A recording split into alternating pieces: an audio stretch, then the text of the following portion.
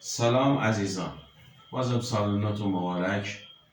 ما یک مونتاژ دیگه داریم برای مصرف کننده پریزها کانیکس. تو کانیکس برای پروژکتورها هست، کولر گازی ها هست، کولر آبی ها هست، مصرف یخچال هست و مصرف های پریزی. ما برای مونتاژ این کار، چون مسافه یه مقدار دوره، ما میایم سطح مقطع 6 سیم میگیریم و پریزها و فیوزهای 25 آمپر طبق استاندارد.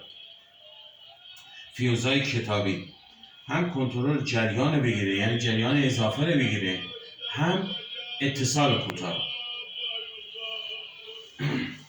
اگه دقت کنیم این تابلو سینی، ریل و فیوزها و ترمینال ها. چرا ترمینال ها دو تا کردیم کج اومده که راحت بتونیم دید داشته باشیم و راحت هم بتونیم به خروجی هامون، مصرف کننده هامون برق بدیم.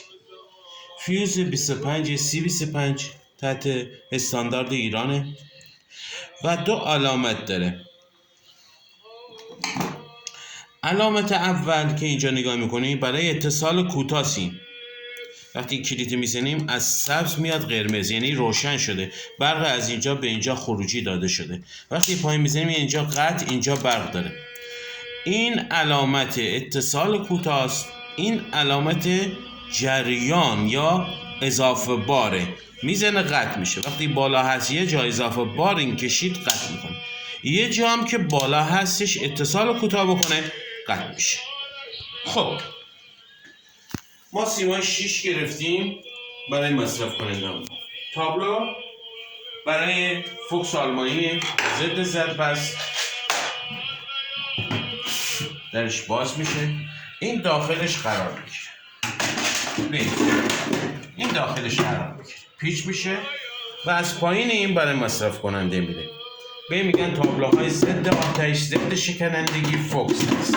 چون ارت زمین نداره ما میگیم از این تابلوها استفاده کنیم، نه از تابلوهای مانند فلزات. نه، آره قربونه. این شد مجموعه تابلوی برای مصرف کننده های ما.